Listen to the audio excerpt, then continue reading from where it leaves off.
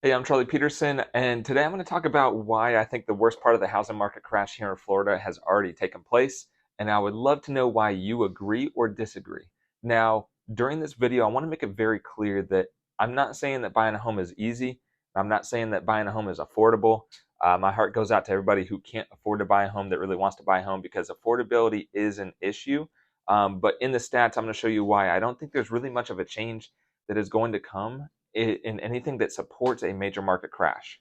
Right now, I think that we are going to see the typical seasonal ebbs and flows as far as pace of sales, inventory. I think we're heading back towards a normal market. And here's another big thing. I think that a interest rate reduction could be one of the worst things that could happen to the market at this point in time. Now, when I say that, I mean I would like to see a little relief from the 8%, 8.5%, but I don't want to see five or below again at this moment. I mean, I think that would be one of the worst things that could happen, and that would push us towards a major market correction. So, anyways, I'm going to jump over to a screen recording here on the iPad. I'm going to show you some charts, and please, again, tell me why I'm wrong, or maybe if you have any insight that you could provide, go ahead and share that too. But let's go ahead and take a look at the hard facts here in Florida.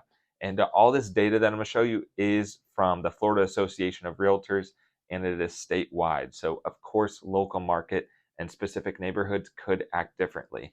For example, a new construction community where there are 5 or 6 different options for buyers to choose from, those are behaving a little bit differently than homes where there's no other, it's fully built out, the community is developed, and there's pretty much low inventory in that area. So, of course, local hyper specific communities may behave differently than the overall Florida market, but we're talking in major Florida market here rather than hyper specific locations. Stop me at any point in time, comment below if you guys have any questions or concerns, and I would love to help you out. Okay, so now I'm switched over here to the iPad, and in this, I'm going to go over some graphs. We've got closed sales, we've got month supply of inventory, we've got new pending sales, active inventory, and new listings, and then median sale price. So we'll explain a little relationship between all of these. And one big thing that I want you all to keep in mind, one of the main drivers of home prices is going to be the supply to demand ratio. So supply being active inventory, and then demand being how many homes are selling, how many homes are going under contract, and keeping that relation. Now there is a lag effect between pending properties and the inventory going down. So there's some of these we're still looking for some of the relationships between them. However, we can see pretty historical trend. Now all the data here is going to be sourced back to 2015. So, experts can agree that between like 2015 to roughly 2019, so roughly this stretch here, is seen as pretty normal markets. And what you'll see is you're going to see major, seasonal relationships here. So closed sales, you're looking at low points, roughly you've got, up and down. The low points here are going to be January, December timeframe. So, it's January, December, so January starts, it goes up, comes back down, January up, back down. And so, the peak months here, these are all going to be summers. Now, there's going to be a couple outliers. So we're going down, this big outlier right here, that's Hurricane Irma. Right here, we're going up, down, pretty normal. And then all of a sudden you get to 2020 and you get this big drop right here. That's COVID. So COVID starts right here. So you can see it's pretty seasonal. It's pretty typical all the way through. And then 2020 hits, COVID starts, and then things start moving back normal again. And then it, goes back normal, as far as the seasonal activity. Now, last year was a little bit different. So you're going to see, big spike, and then it's going to drop lower and lower and lower. Now, interest rates went up last year. Interest rates went up significantly from where they were between the first, this span. Interest rates were pretty low. Or correct myself. This span right here, interest rates were pretty low. So you're seeing that, the number of sales increase. You can see where, average, typical, you're probably, right around here. Whereas during this stretch, your average is, closer to up here. So you're seeing the number of sales really increase during this 2 year stretch, and that's what we saw. The number of sales really did increase. Now, last year, right about this time, you're starting to see interest rates significantly increase, and so what happens?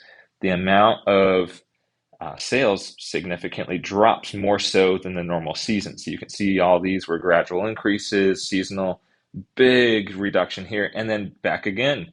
We're up, but we're not seeing that typical, that sales volume that we were during these 2 years. We're seeing it come way down. And this is normal. This was to be expected with the higher interest rates. We're even seeing the number of sales on average, for the pace that we're at this year, pretty much lower than what we were between 2015 and 2019. So we are seeing less sales. Now let's go ahead and, we'll move on to month supply of inventory. So we just looked at closed sales. We saw that we're in a slowing market. The number of volume of sales is going down. Now, month supply of inventory. Again, this one, let's go ahead and take a look at the relationship here. So month supply of inventory back in 2015. So again, normal market to, roughly normal market here. We're seeing, inventory was coming back down after all the short sales and foreclosures. Things were starting to balance back out. And then you see inventory really kind of hover around 4, high 3s. This is a good, strong, healthy market. And then interest rates are dropping. Pre-COVID, interest rates are dropping. Supply is dropping. So months of inventory, supply is dropping. COVID hits right here. And then interest rates plummet, and you see inventory just bottom out. Down here we got to about 0.9 months of inventory. So it's very, very low, very, very low right here, 0.9 months. And after interest rates have risen, so month supply of inventory started recovering, interest rates risen, and now we're kind of hovering around this, 2.8 to 3 months. I think we'll start heading back a little bit further towards 3.5. But I mean, to really, if you really wanted to see a significant drop in prices, you would have to see month supply of inventory get into, anywhere from, we're talking 8 months and up. So at the peak of the crash in 2007, 2008, the big crash that everybody talks about, you're looking at the peak inventory there is close to 18 months in some places. And so we're not even close right here at 3 months. Right now we are seasonally, we should be ticking up a little bit, and then it'll come back down early next year. All right, so we're looking at inventory, supply of inventory. Yes, on the rebound. However, you can see towards the end of that October 2022 era, it hovers right around the same spot there. New pending sales. So we can see, let's take a look at the relationship here. So new pending sales, January ticks up and then goes down for the year. January ticks up, goes down for the year. January ticks up, goes down for the year. Again, Hurricane Irma ticks up, down, up, down, up. COVID, down, up, down, up, down. So we can see, but overall where these lines are, we can see, let's say the average is right here. What we're heading to right now is we're going to see the average, kind of drop down here. So we're just seeing a slower pace. This was a very fast pace. This was a good pace. But it was very, it was normal. So good pace, fast pace, slow pace.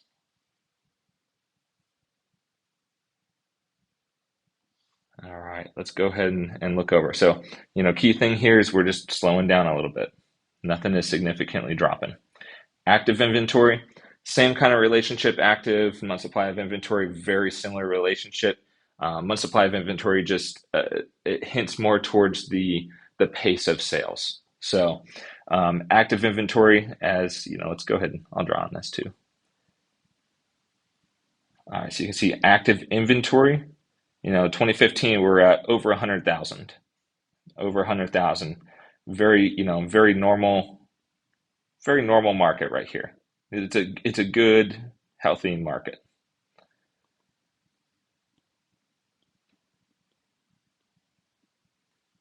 And then we get into the craziness of 2019. Interest rates start dropping. COVID hits right around here. Interest rates plummet.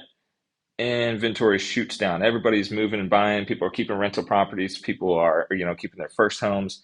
And so now, we see inventory drop. Now we see interest rates go up right here. Average pace of sales. People are jumping on board, thinking we're gonna, miss the boat of the fast-paced sales, so they throw their home on the market. So you see inventory go back up, nowhere near to crash levels, which would be, way higher. Your crash levels would be off the charts, but we're hovering here, and then we come back down, even despite the high interest rates in this period. So, between this period and this period, we saw interest rates double and sometimes even tripled from where they were previously. So interest rates have gone up significantly, but you can see that the inventory rebounded and then it's staying strong right here.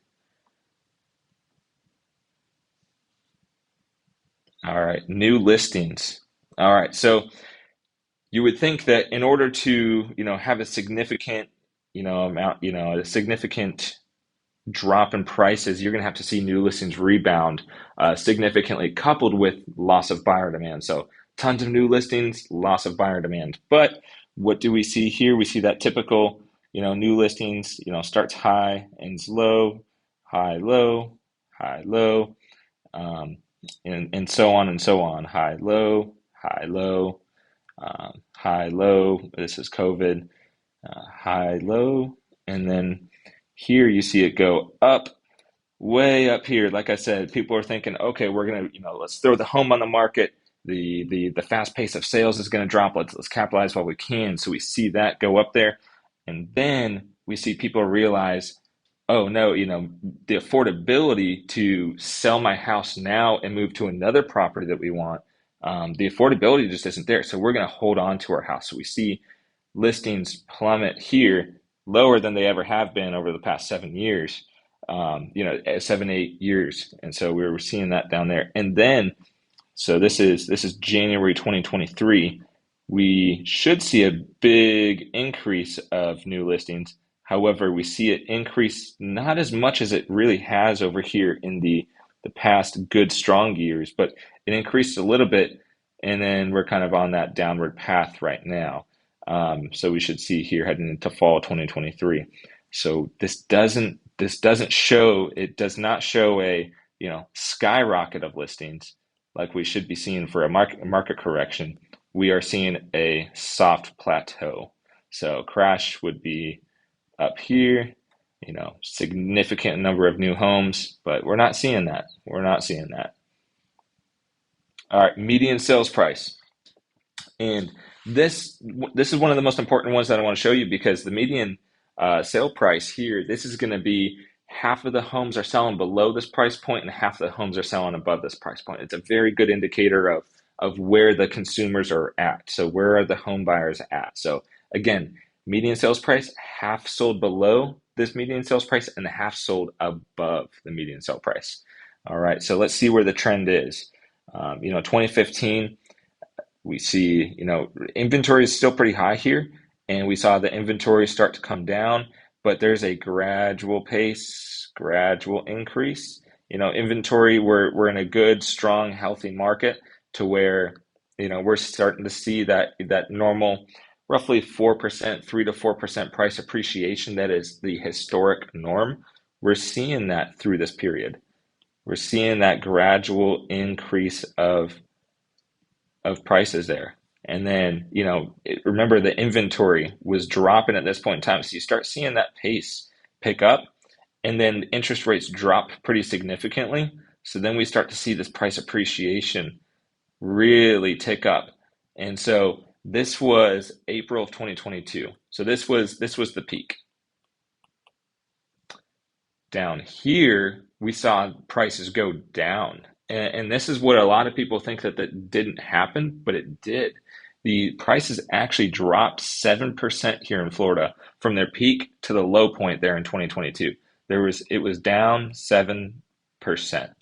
And that was with the increase of interest rates. Now, interest rates are higher than they ever have been over the last 8 years currently right now. But if you look, the median sales price went up earlier this year despite the interest rates, and it's hovering. I suspect that, I mean, if nothing changes right now, we'll plateau, and we'll have small ebbs and flows, but we'll plateau right around this peak here.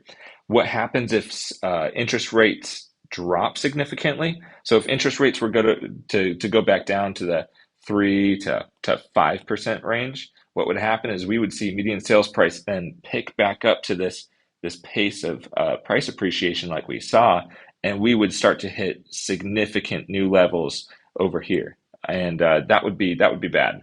Affordability is already a problem now, but if interest rates were to drop significantly, it would be rough. And people say, well, if people aren't moving here, I'm going to jump back over to the normal. Another idea that's been floated around there that I think has a slight flaw in it is the fact that if interest rates were to drop down, then people would be much more likely to go ahead and list their homes, therefore increasing the supply on the market. And here's where I don't think that quite equates, because take me for example. Let's say I have a 3% mortgage rate, and interest rates drop back down to the 5% range or 6% range, and now I'm much more likely to go ahead and move forward to that next property. Well, one, I'm going to add a property to the market, and then I'm going to take another property off the market.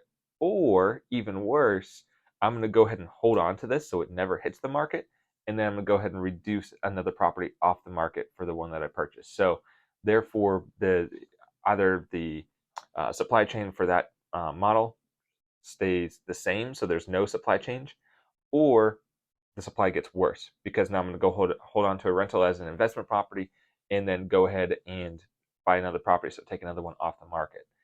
So in this situation, right now we're just heading into a more stable market. I think it's going to be something that will plateau. We're going to slow down a little bit, and affordability is what it is. It's tough. It's not easy for everybody, and like I said earlier, my heart goes out to everybody who can't afford to buy a home, who wants to, because it is tough right now. Anyways, I hope this helped you out. I hope this help you realize that, hey, that the market is actually in a good position. We're not in any other crisis mode from all the data that we have or that we see. And if you have any questions at all, please go ahead and reach out to me anytime at 386-259-0744. And again, if you disagree with any of this, go ahead and comment below what that disagreement is, and let's go ahead and talk about it. Let's talk about some of the data and the stats that you were looking at that could help support that. And I look forward to speaking to all of you, and have a great one.